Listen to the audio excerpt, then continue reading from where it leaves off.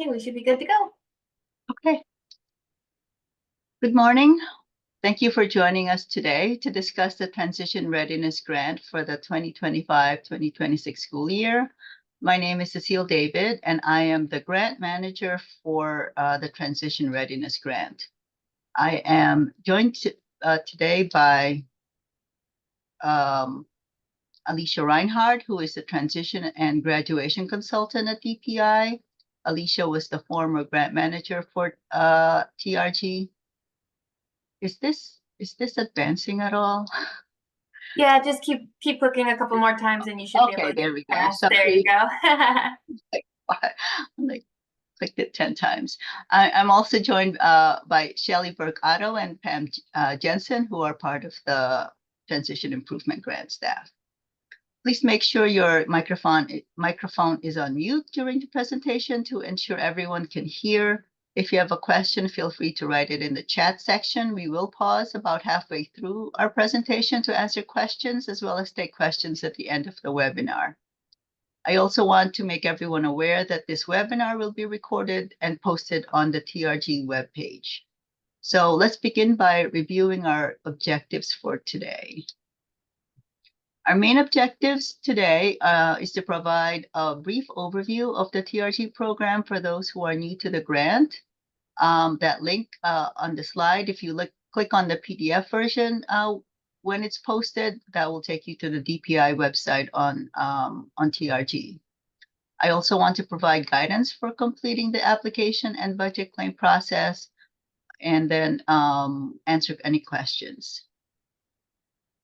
So as I mentioned, the webinar will be recorded, and a PDF version of the slides will be on the TRG webpage. Since the application format is new this year, I'm going to show that new format at the second half of this meeting. So the TRG program was established in 2017 and was designed to support transitions to work or post-secondary education for youths with IEPs. The program is a competitive grant program with an annual allocation of $1.5 million pending approval of the next state budget. We did request an increase in the TRG allocation for the 2025-2027 budget cycle, but we won't find out until August how much this grant program will receive in allocation. And then to align with the state budget, the grant program is reviewed every 2 years for changes to program areas and allocations. So future programs may consider both transition-related needs as well as the sustainability of transition supports and services in local districts. For the 2024-2025 cycle, we awarded 28 TRG grants. Over half of the recipients, 54%, have never received an award. None of the recipients were consortiums this year, but most years we usually award grants to consortiums of school districts. This is a good time to remind you that this is an annual grant, so all districts are encouraged to apply each year. As you can see from the pie chart, the transportation options and competitive integrated employment training programs remain our most requested funding categories at about 40% of all the requests made. Each of the requests made, followed by post-secondary options for students and transition training for staff. Those are about 10% each of the request. Now, this Transition Readiness Grant Fund, which in previous years totaled $1.5 million annually, will support evidence-based practices connected to successful post-school outcomes for students with disabilities. The application was released on March 3rd, and applications will be due on May 1st, and it uses the template of the Universal Grant application that was developed by DPI for all statewide grants. This year, the grant application was changed significantly from the fillable PDF application for years past. Half of the questions were eliminated, and the application is now an online Qualtrics survey. And we'll go over the new application format at the end of the presentation. A brief review of the grant stipulations is that the grant awards range from $25,000 minimum to a maximum of $100,000 annual grant. Eligible applicants are all public school districts and charter schools under Wisconsin Statute 118.40, Section 2R and Section 2X with the high school student populations. The 4 categories of funding for evidence-based practices are related to successful transition from high school. These include transportation options, the competitive integrated employment training programs, the post-secondary tuition and supports for students, and transition training for staff members. And we'll discuss these categories in more detail. I'd also like to note that funding substitutions will not be allowed for different category of grant award options. So if you are awarded a project search grant, which is $15,000 per student, the award will be granted based on the students who are planning on attending that project search program. If your students don't attend project search or they leave, the district will claim less the amount originally funded for this category. So if one of your students leaves and that there's $15,000 less that you will claim if that one student is not accepted to project search. So this will not affect award eligibility overall for a grant award or funds allocated in the different category, even if this changes puts your district below the $25,000 minimum. You won't be able to transfer that $15,000 to transportation or the training options. But within these categories, that same flexibility in allowable costs exists. So if you do have some changes after you're awarded the grant, you can work with DPI to determine the allowable costs and appropriate budget codes. And there'll be more guidance on this with the grant award letters. So the first option is the transportation option. This has been increased to $45,000. It used to be a $30,000 maximum. But this will cover all budget requests that are related to transportation. So if you need to provide students with disabilities, whether you need to purchase a van specifically for special ed students, or you need to contract with bus services for college or work field trips, or you need to help students obtain their driver's licenses, or purchase bus passes to get them to work, or you need grant to repair a special ed van that you've purchased previously, or purchase fuel to transport students. All of those requests cannot exceed $45,000. And there is only one transportation award that is allowed per grant. Now, the CIE training programs, those are a popular funding category. These would cover tuition and supports for project search. They could also cover vocational training tuition and supports for programs that you can access through the Wisconsin Technical College system. It could be a youth apprenticeship program, or it could just be a collaboration between your district and a local employer to provide a job program that meets the definition of competitive integrated employment. If you are creating your own program or accessing something that is different from Project Search or the WTCS apprenticeships, you will need to include related coursework and competitive work experience in that program. And you're welcome to arrange a meeting with me and Alicia to discuss if your CIE program qualifies under these guidelines. So to recap, the keys to this funding category is that a CIE program must include work experience and related coursework. And the definition of CIE is in the grant guidelines document, but the highlights include that competitive integrated employment must meet the definition set forth by the WIOA, which is full-time or part-time work paid at minimum wage or commensurate wage for same work as other employees.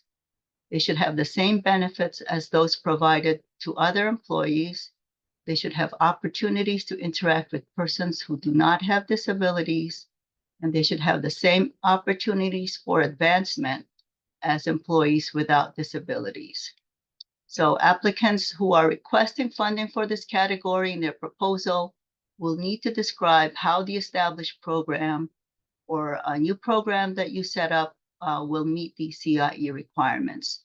And that needs to be entered in the study check or evaluation section of the application.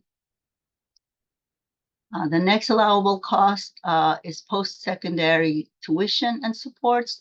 This category was increased to $1,500 per student after a request for students to take more than one course in a year. So that $1,500 includes tuition, textbook costs, field trips to colleges, and like the other options, there's no changes in allowable cost. However, these costs must be incurred by June 30, 2026. Normally, students take these courses before high school graduation, but we have made an exception for that timeline, which I'll mention in a minute. And then the last allowable cost is the transition training for any staff member. This it continues to include certificate programs as well as TIG online courses, but it's also been expanded to include other training opportunities that address local transition needs. So some examples may be the National Dropout Conference or the Division on Career Development Transition Conference.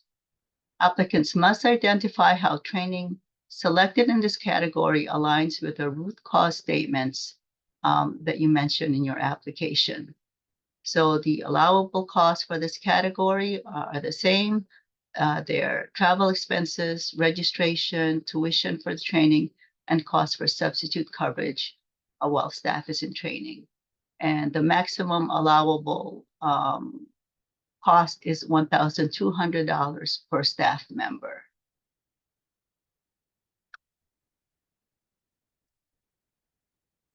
We've had questions before in other webinars and also throughout the year on what costs are not allowable. So I've written some of these down. One of them that we've gotten a lot of questions on are with regards to school micro businesses.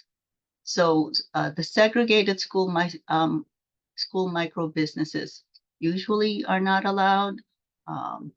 And the cost related to those include like popcorn equipment, coffee equipment, or if you have an agricultural program, we do not allow reimbursement for chicken coops and chickens. We also don't allow costs for a job coach, for salary or fringe benefits for a job coach, and we don't allow life skills equipment like washers and dryers or a handicapped shower and bathroom. An exception to these costs is where a district might host their own project search employment training programs. So if a district wants to create their own project search program, we can pay for a teacher's salary, which is essentially paying for the transition coordinator to teach the courses that are related to project search. So if you are going to create your own CIE training program, I welcome arranging a meeting with me and Alicia to discuss the particulars. So some of the innovative funding requests we've seen in the TRG applications include supplementing expenses and supports for youth apprenticeship programs, district-wide training and capacity building, prepaying tuition for graduating seniors. I mentioned that usually costs have to be incurred by June 30th, but there is a way that we can prepay a senior taking a graduating senior a fall course in a technical college.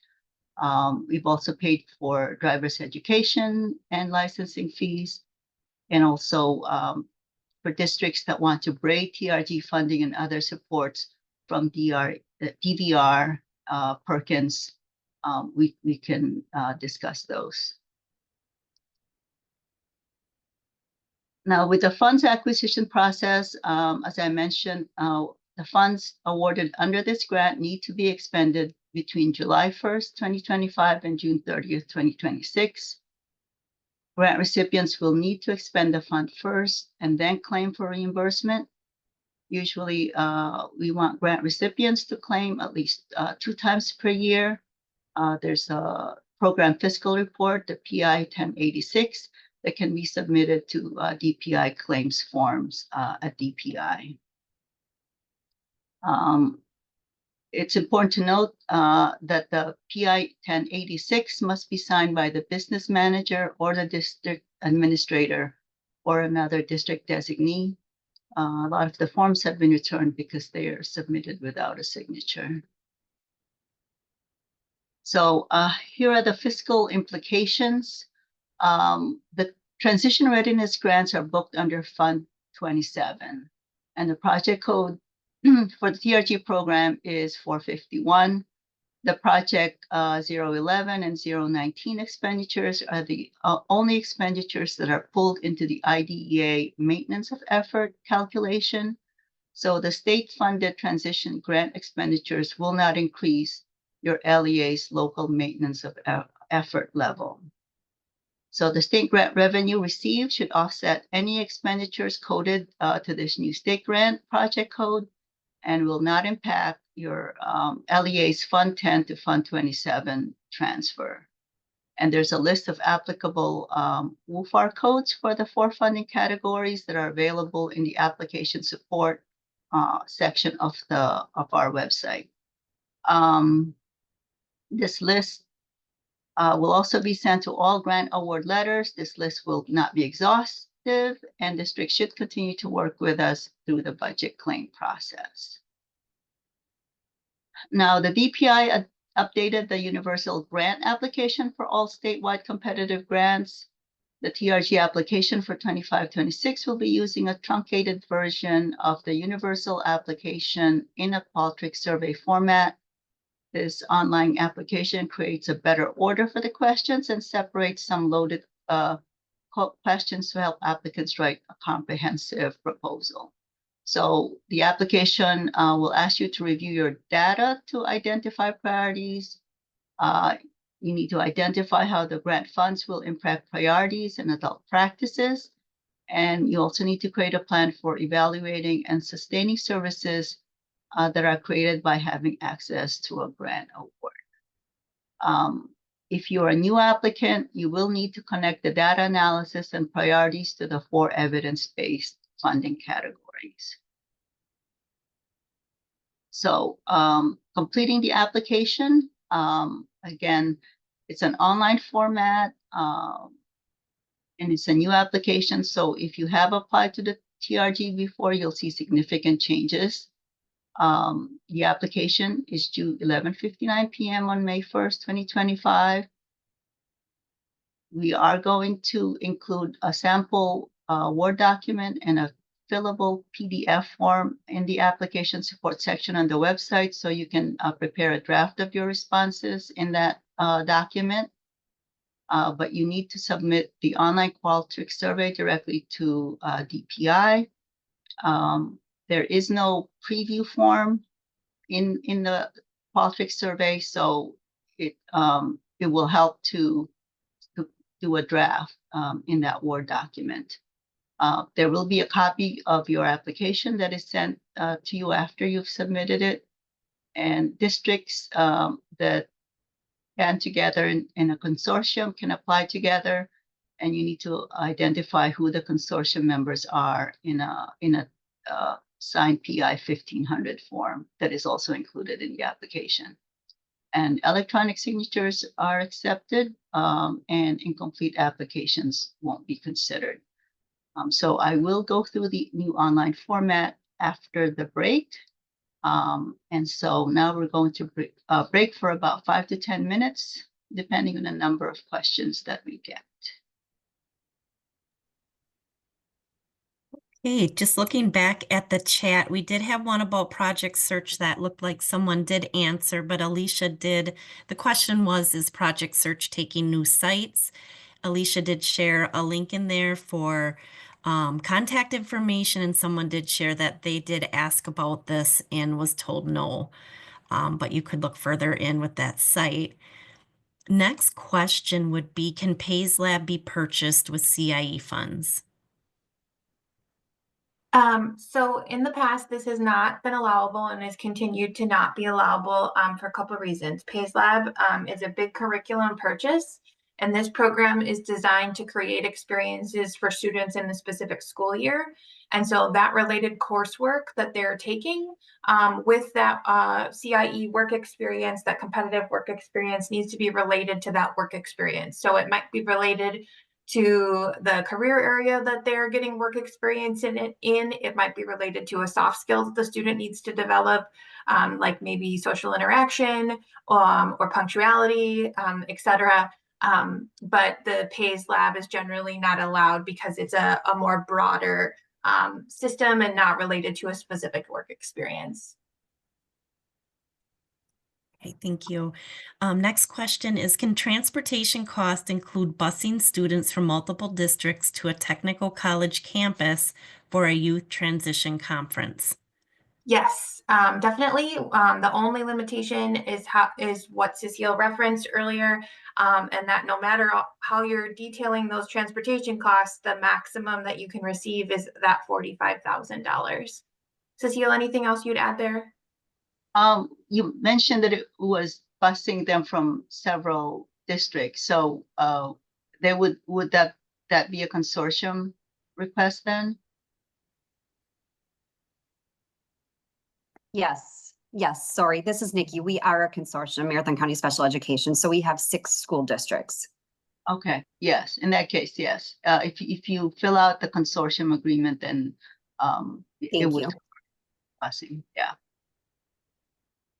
And in addition to that, can VI supports be considered supports for Project Search under the CIE section? Nikki, are you saying vision supports? Is that what you're thinking? Yes. Probably, but let's schedule a conversation to talk about that. Okay. It's got to be supports related to the student being able to access Project Search, and we can't supplant special education. Okay. So let's talk about that individual situation. Perfect. Thank you. Mm-hmm. And that leads into, can costs be supplanted? I don't know if you need more Elizabeth, detail. do you want to expand a little bit, because I want to make sure I'm answering your question appropriately. What kind of costs are you thinking of?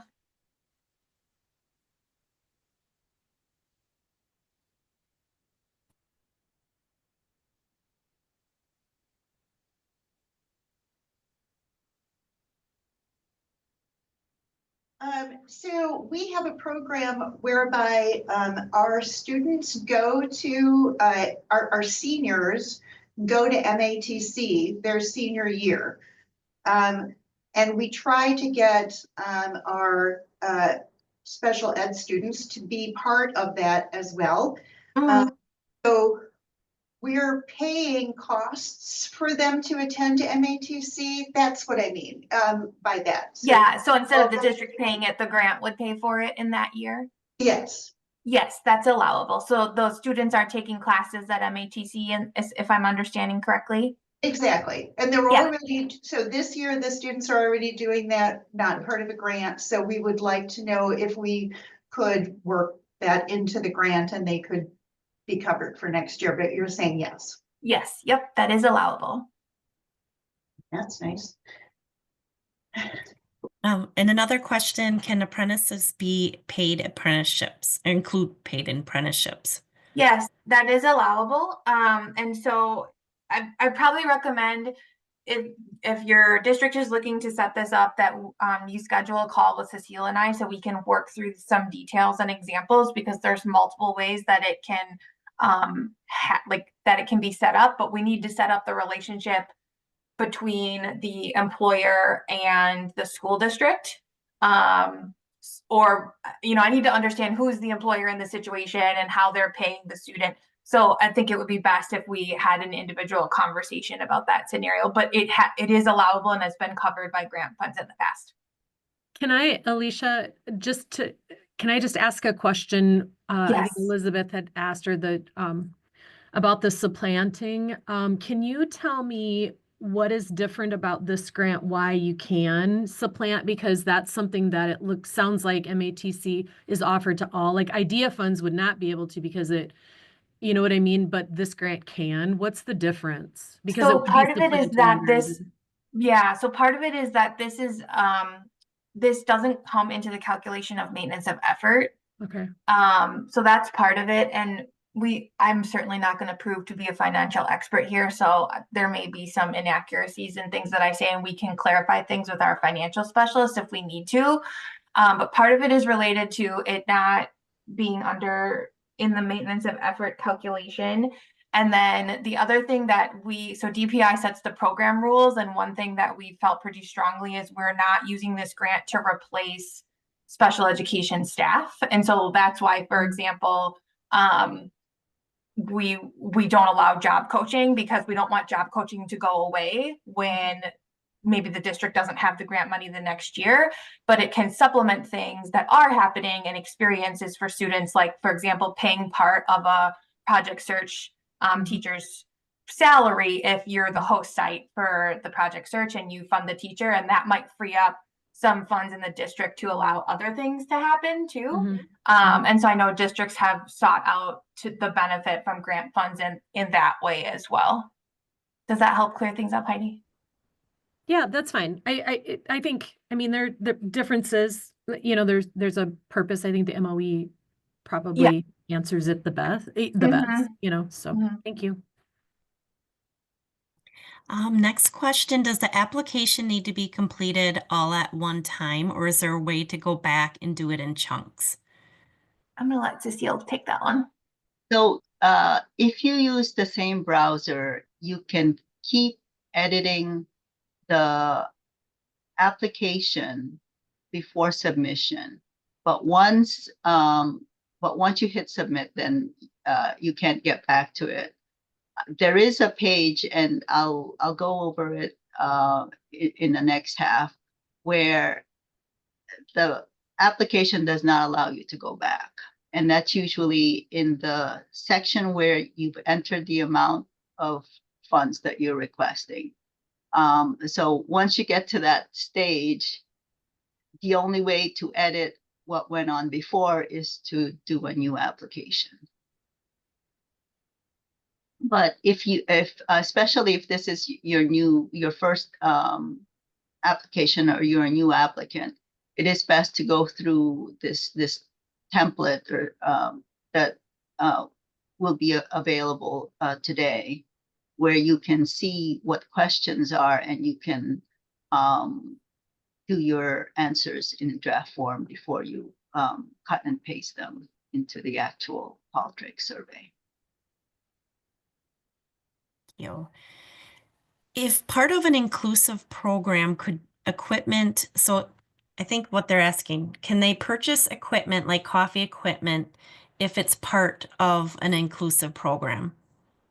No, that would not be allowable. But the only equipment purchases that we would allow for a school-based business that's integrated is related to supporting a student with a disability participating in that work experience. So if they needed specialized equipment for them to work in that coffee business, let's say they needed a special stool, or they needed some special kitchen tools that were adapted for them, those could be purchased because they're related to the individual student.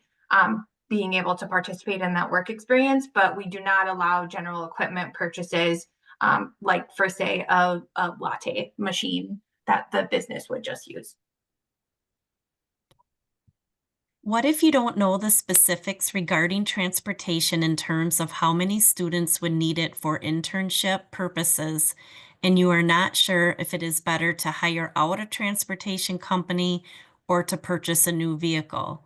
Are you able to submit a request for transportation company or a new vehicle, or do you need to specifically indicate one or the other?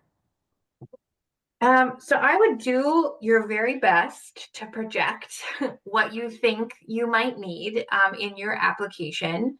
I recognize that the timing of this application doesn't always line up with the timing of students enrolling in programs or being hired at a job, and that can impact things. And so we're always willing to work with you.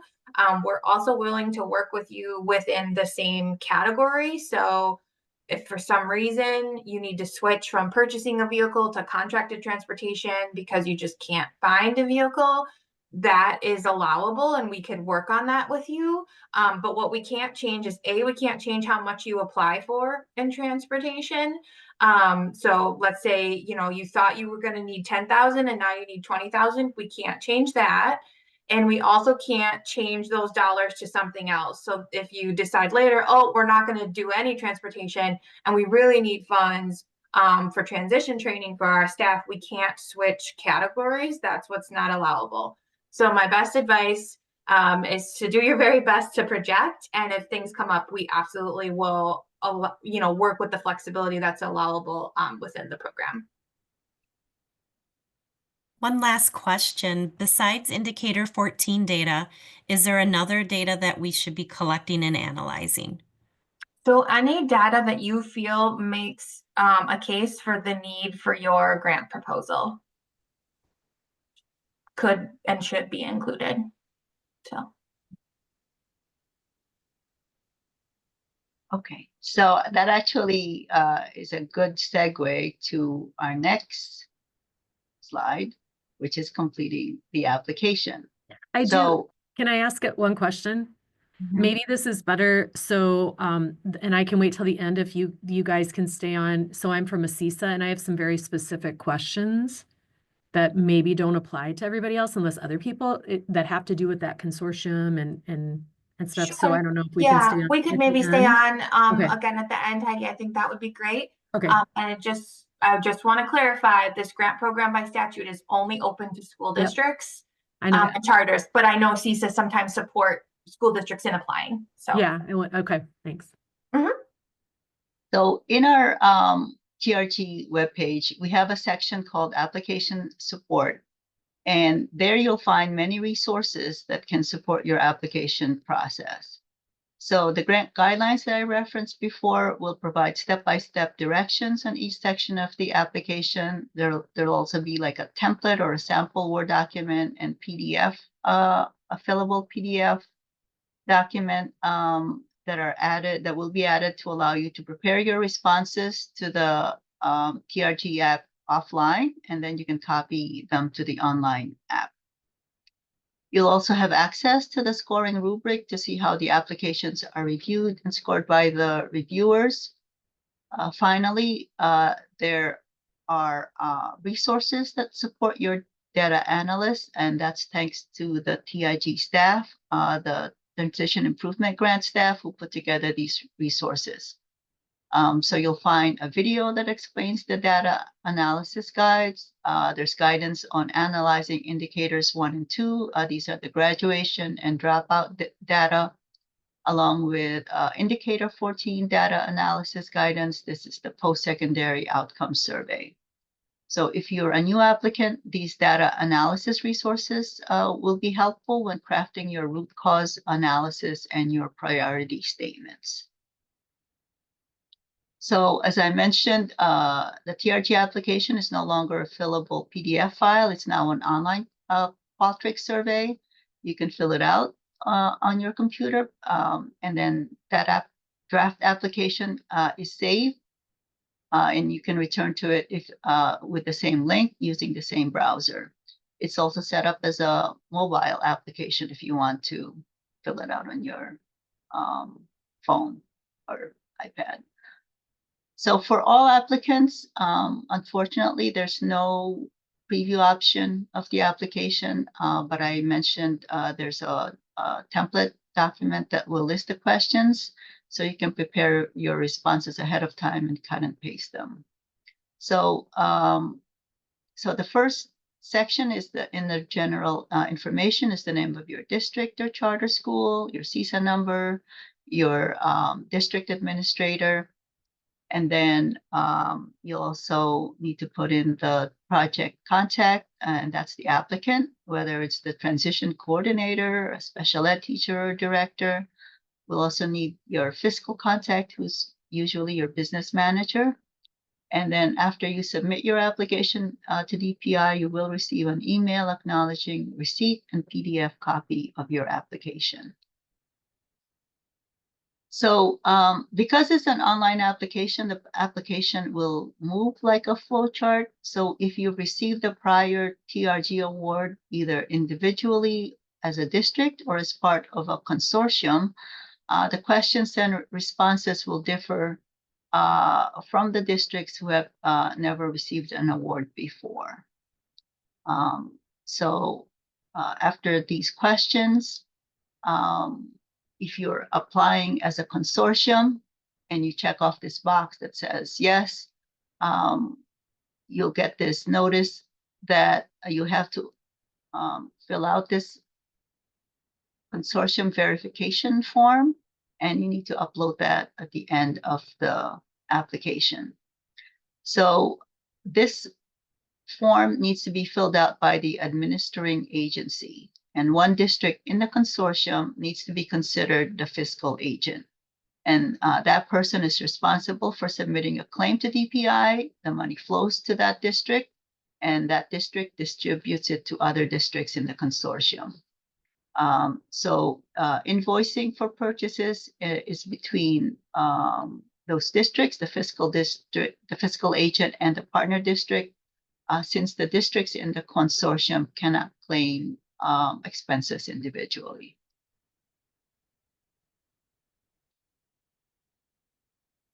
So everyone has to fill out this abstract, and we do review this summary very closely.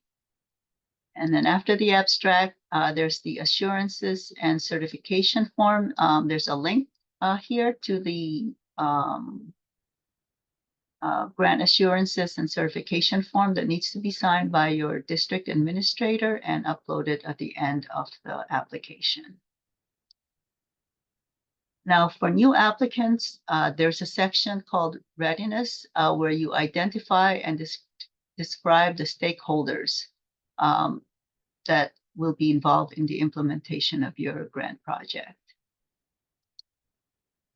There's a plan section that all applicants need to fill out, but for new applicants, this example here is different from the example that we have for the reapplicants.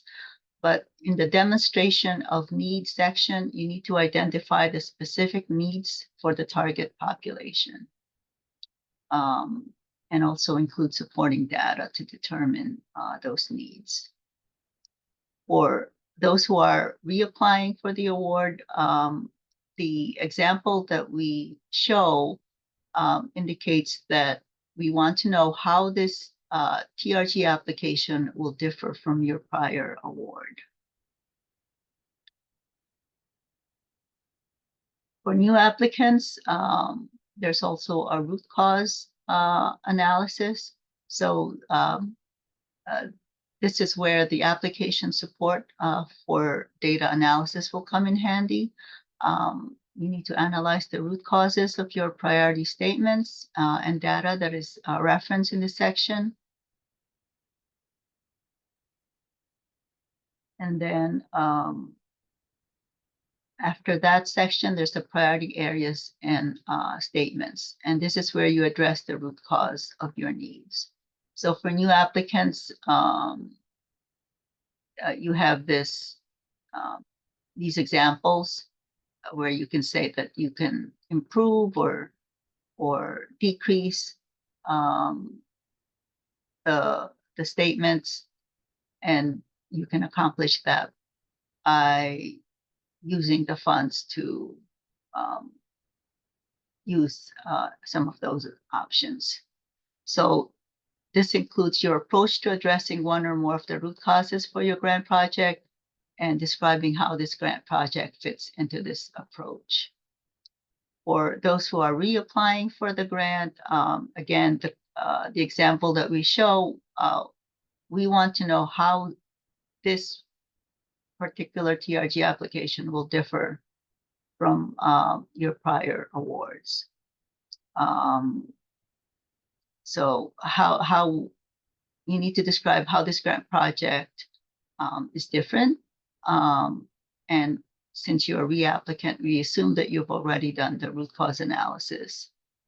So you can just reference that root causes that you had determined in prior awards. Okay, and then this is where we get into the section on the award options. There's the 4 award categories. So whichever box or boxes that you check will take you to other pages that ask for more information. So if you check the transportation award, you can fill out the amount of the van or bus passes or driver's ed that you will need. And the total request here should not exceed $45,000. If you have other types of transportation requests, like if you want to purchase bikes for students with disabilities so they can get to their work sites, that would be something that you would enter under other. And then if you do request bus passes or driver's ed classes, we need to know how many students you're purchasing the bus passes or the driver's ed classes for. And then with CIE training programs, if you're only requesting project search programs, you can enter 0 here. But if you were utilizing other CIE programs, you can enter up to 2 other programs. So if you check yes, that you're going to ask for project search funds, it will fill it out here. The number of students and the total is $15,000. If you have a youth apprenticeship instead, and that will cost, $10,000 for 10 students, you can fill that out here. Same thing with the post-secondary tuition and supports. If you have students with IEPs, you can enter how many institutions will be attending. And then in the next page, we'll need to know the name of the institution, the number of students taking those courses, and then the cost per student, which can't total more than $1,500. And then for the transition training for staff members, if the different staff are attending different transition training programs, you can list the number of programs. And here we'll ask the name of the program, the number of staff, the cost per person. So the cost per staff member is a maximum of $1,200 per year.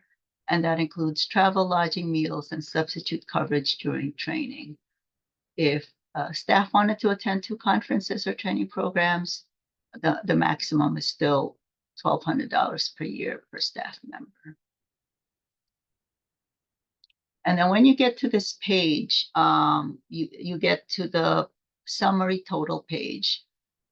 And there used to be a glitch in the app so that the transportation options total wasn't carrying over. So when you get to this page, you should check to make sure that all the totals carried over, and you can change the amounts if they're incorrect. And the final total here should be between $25,000 and $100,000. And it's at this page that there won't be a back button. So from this page, you can only go forward to the next page. So if the previous pages were incomplete or incorrect, it would be best to just restart the application when you get to this part. Okay. Now, if you selected CIE programs and or post-secondary tuition supports, you will need to complete this evaluation section. And in this section, we want you to describe how the grant project will be evaluated. The applicants should identify the process that's used to collect and analyze the data specific to the grant. So if you select these categories, these two categories, you have to describe the CIE program that you're selecting in this section of the grant application. And I mentioned the examples of the CIE programs like project search or vocational training at the technical colleges or youth apprenticeship. And then if you create an individualized program for your students, you have to describe how they meet the Workforce Innovations and Opportunity Act, the WIOA. If you select the funding category of post-secondary tuition and supports, we'd like you to identify the courses that students will take and how those courses will benefit the students with disabilities. And then for all applicants, we want you to complete this section on coordination and sustainability. And this section is especially important for those who are reapplying for grants because it is a priority. The grant recipients create plans to coordinate grant funds with other federal, state, and local resources like DVR. And this section on sustainability is especially significant since previous grant recipients must reference how services have been sustained since the last grant award. And this will be a scoring priority for previous recipients of a TRG award. Since the grant program is meant to fund new and innovative programs to help equip students with IEPs, the skills and training they need to succeed after high school. So this is the last page with a submit button, and this is where you upload the forms that require signatures. This assurances and certification form is required. If you're part of consortium, then this is where you submit the signed consortium verification form. And then once you hit submit, your application goes to DPI. So the scoring process, this will take place during the month of May. Districts who have not previously received an award will be prioritized. In addition, the grant scoring team will consider sustainability of services for applicants who have previously received an award. All districts who submit a complete application will remain eligible for an award regardless of the status of previous awards or other scoring components.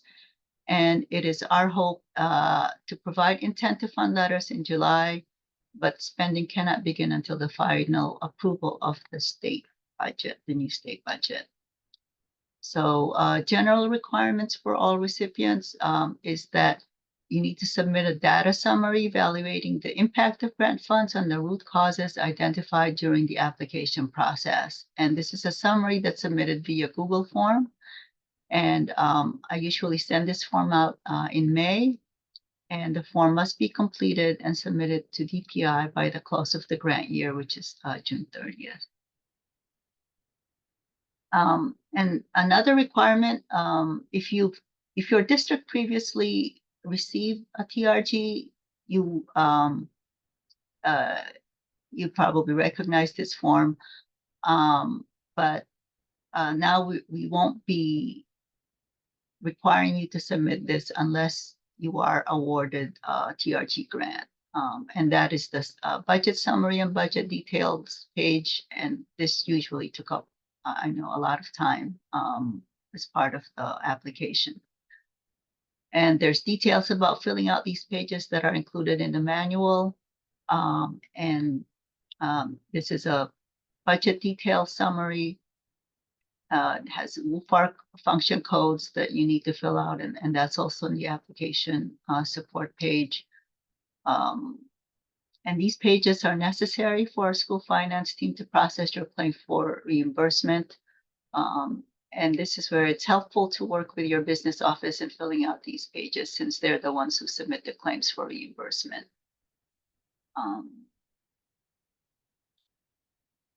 Yeah, because this the budget summary, it has we have to have specific WFAR codes based on whether they're purchase services or others. Okay, and I think I'm at the end. So this recording and presentation will be posted on our website. It'll be the slides and the template will be available later today in our website, and then the recording will be posted by the end of the week. And now we can answer more questions, but if you have questions that we don't get to, please feel free to email me, and we'll answer those questions. Okay, are grants awarded as an all or none, or can districts be awarded partial amounts of their request? So typically in the past, we've awarded for the most part as all or none. A couple instances where awards have been reduced is one, either applications have included unallowable costs. That's become more common. So we want to make sure if you're unsure of something you're applying for if it's allowable under the grant program, please reach out to Cecile or myself so we can help answer that and hopefully not have to reduce awards. Or sometimes we do need to reduce awards as we're getting to the end of the allocation. So we can give a district something, but they might be the last district awarded. And so we may reduce their award because we only have up to that $1.5 million currently in the budget. For transportation, fuel vehicle maintenance, does this include tires, oil changes, brakes, etc.? Do you want exact cost? Should these be itemized or a rough amount to cover fuel and those repairs? It could just be a rough amount, and know that once you're awarded, you'll be submitting more of that detailed budget to Cecile. So I think in your application, just do your best to estimate. One thing I will remind you of is that those costs all need to be incurred by June 30th, 2026. So you cannot use grant funds for oil changes in 2027 or tire replacement in 2028. So just make sure that you're accounting for that. In the past, transportation section required requests of 5,000, 10,000, 30,000. Is there still requirements to request those specific amounts, or can it be any amount 45,000 or less? Cecile, do you want to answer that one? Yeah, it's now it's up to 45,000. So you can break down all of those costs like bus passes, driver's ed, special ed van. You can break those down, and then the total would be up to 45,000. And last one, if you purchase a van, can cost of parking, the school is downtown, be included? Right now, parking is not included as an allowable cost. And that is all the questions in the chat. Do folks have other questions?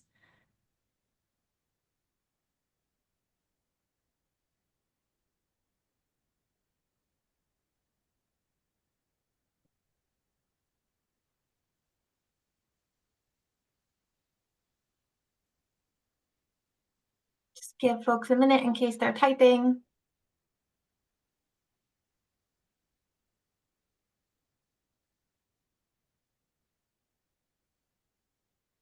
One thing I'll mention real quickly, this came to me as a direct chat, and so I just want to mention it for everybody, is that the question was, how likely are you to receive an award if your district has received an award in the past?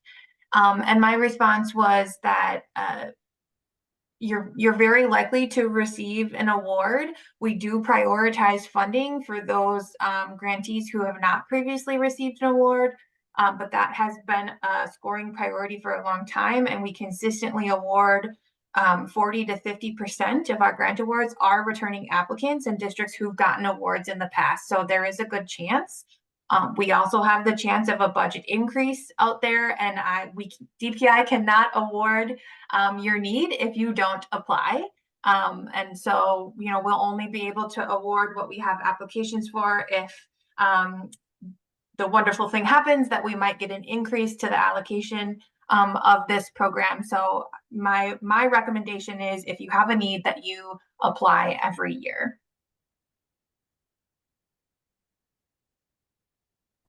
I did just drop the page again into the chat for the question that just came in about when are the applications available. They are out right now and on that website that Shelley provided. The link is on the website to get into the Qualtrics survey.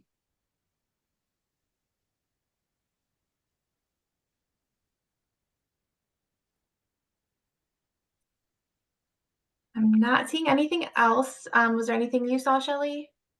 I'm not seeing anything else on my end. Okay, so we could probably go ahead and wrap up, Cecile. I know one person had requested that we stay on, but we can wrap up and end the recording and let folks have their day back. Thank you.